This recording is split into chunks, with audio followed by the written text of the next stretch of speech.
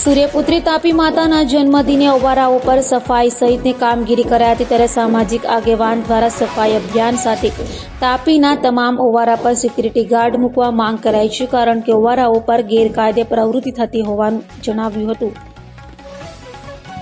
સૂર્યપુત્રી તાપી માતાના જન્મદિવસની ઉજવણી કરાઈ હતી। તાપી નદી એટલે કરોડો લોકોની જીવાદોરી। એક સમયે આ તાપી માતાનું સ્વરૂપ એટલું સુંદર હતું કે આપણે વિદેશ પ્રવાસ કરી રહ્યા હોય તેવો અનુભવ થતો હતો, પરંતુ હવે વાત ગંદકી ઉપર આવી ગઈ છે।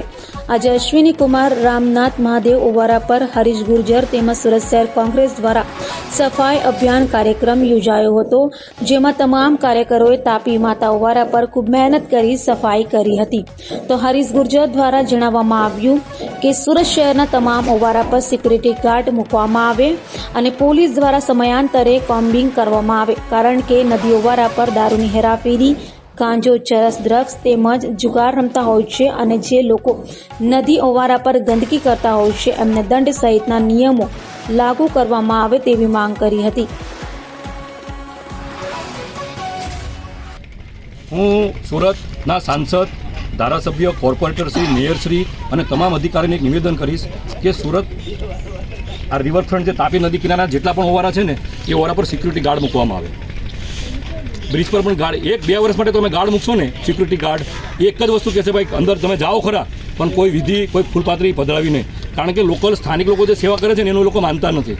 એટલે મારી તમામ અમારા વિસ્તારના જે દર્શના જરદોશબેન છે, CR પાટીલ સાહેબ છે, ભાજપના જે પણ અમારા કુમાર કાનાણી સાહેબ છે, જે પણ ધારાસભ્યો બધા આમ આદમી પાર્ટીના તમામ રાજકીય કોંગ્રેસ પાર્ટી હોય, શિવસેના હોય, તમામને હું નિવેદન કરી બધા એકજૂટ થાઓ અને આ જે નદી ગંદી થાય છે એના માટે તમામ ઓવારા પર સિક્યુરિટી ગાર્ડ મૂકવામાં આવે અને સિક્યુરિટી ગાર્ડ પણ એકદમ સ્ટ્રિક્ટ કે કોઈ પણ સામગ્રી નીચે નહીં આવે।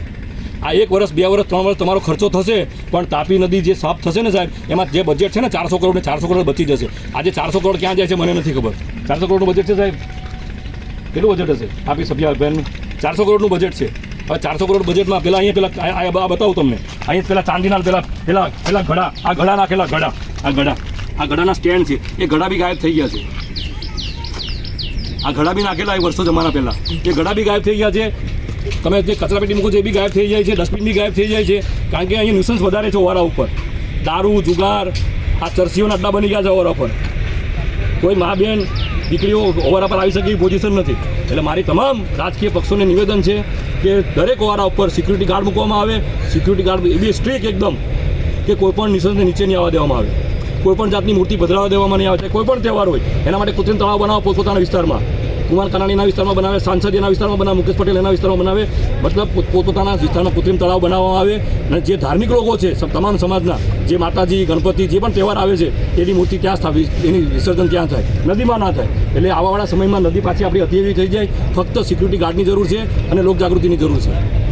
ધન્યવાદ। જય પ્રતિક સેના ગુજરાત પ્રદેશ અધ્યક્ષ અને સામાજિક કાર્યકર્તા અશ્વિની કુમાર। આજે અમારા સુરત શહેરની કોંગ્રેસની ટીમ વતી એ સફાઈ અભિયાનનો કાર્યક્રમ રાખવા આપ્યો છું, હું બહુ અભિનંદન આપું છું, કારણ કે છેલ્લા ઘણા સમયથી, વર્ષોથી મેં આવેદનપત્ર આપ્યા છે, લેટરપેડ આપ્યા છે કે દરેક ઓવારા પર સિક્યુરિટી ગાર્ડ હોવા જોઈએ અને રોજે રોજ પોલીસ સ્ટેશનનું પમ્પિંગ હોવું જોઈએ, કારણ કે જે ન્યુસન્સ થાય છે ને એ મોટાભાગે ઓવારા પર થાય છે।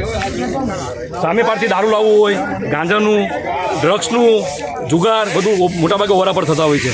વિષય આ કે આ જવાબદારી પોલીસ કમિશનરની અને પોલીસવાળાની છે। બીજું હું કહેવા માંગીશ સુરત મહાનગરપાલિકા કમિશનરને, એમણે પણ કમ્પલસરી મહિનાના 1 દિવસ SMCના અધિકારીઓને સફાઈ અભિયાન રાખવામાં આવે। આજે તમે જોઈ શકો છો સ્ટાફ તો ઘણો મોટો છે, પણ 4 જ સાધન લઈને આવ્યા છે। કેટલા સાધન છે તમે ગણી લો, 1, 2, 3, 4, 5 અને 6 સાધનથી અમે નદી સાફ કરવા આવ્યા છે। વિચાર કરો સુરતની આ પરિસ્થિતિ છે, 62,000 કરોડનું બજેટ અને નદી સફાઈનું 400 થી 600 કરોડનું બજેટ, એમાં અમારી પાસે 6 સાધન છે, એમાં નથી પાવડો, નથી તગારું। એટલે મૂળ કોઈનામાં લાગણી નથી, કોઈનામાં ભાવના નથી। જે દિવસે સુરત શહેરની જનતામાં, હું કોઈ અધિકારીનો વાંક નથી કાઢતો, પણ આ જે ઉપરના અધિકારી છે એમને જવાબદારી હોવી જોઈએ કે વોર્ડની અંદર પૂરતો સામાન હોવો જોઈએ અને મહિનામાં 1 વાર દરેક ઓવારા પર સફાઈ અભિયાન હોવું જોઈએ।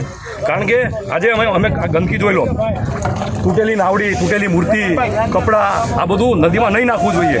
હું સુરતની જનતાને નિવેદન કરીશ કે એમાં આપણી પણ જવાબદારી છે કે તમે કોઈ પ્રસંગ કરો, કોઈ તમારા મરણ મોત હોય, જન્મ હોય, આવું બધું તો કમસે કમ કચરું નદીમાં નહીં નાખે। જય હિન્દ, વંદે માતરમ।